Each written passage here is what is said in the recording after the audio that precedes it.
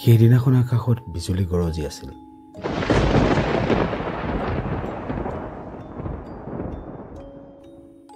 আজি ৩ মাহে মনীষা গৰ্ভৱতী। ঘৰখনত মানুহ বুলিবলৈ তাই, তাইৰ শাহুৱেক আৰু তাইৰ গিৰিয়েক, এই ৩জনেই মানুহ। সেইদিনাখন চহৰত কিবা এটা কাম থকাৰ বাবে গিৰিয়েক ঘৰত নাছিল। সময় সম্ভৱ নিশা ১১মান বাজিছিল। টোপনিটো আহিছিলহে। তেনেতেই দৰজাত শুনিছিল এটা শব্দ। ভয়তে উঠি গৈ শাহুৱেকক জগোৱালে। শাহুৱেকক কথাটো ক'লে। কথাটো শুনি শাহুৱেকে ক'লে, হয়তো বিজুলী বৰষুণৰ বাবে গছৰ ডাল সৰি পৰিছে। বেছি ভাবি নাথাকি মনীষা পুনৰ শুবলৈ কোঠালৈ সোমাল। লেমৰ পোহৰটো কমাইছিলহে।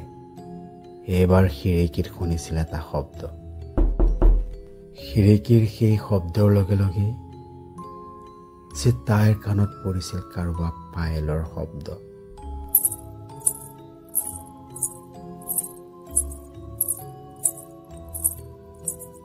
এনেকুৱা লাগিছিল যে সিহঁতৰ ঘৰটো চাৰিওফালে ঘূৰি ফুৰিছে। মনীষা ভয়ে ভয়ে আগুৱাই গৈ খিৰিকীখন খুলি চালে। চাই থাকোঁতেই লগে লগে যে আকাশত বিজুলী গৰজি উঠিছিল।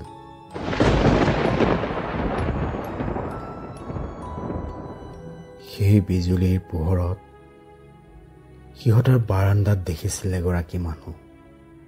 ভয়তে যে খিৰিকীখন বন্ধ কৰি মনীষা শাহুৱেকৰ ওচৰলৈ গ'ল। ভয়ে ভয়ে কঁপি কঁপি মনীষাই শাহুৱেকক কথাখিনি ক'লে।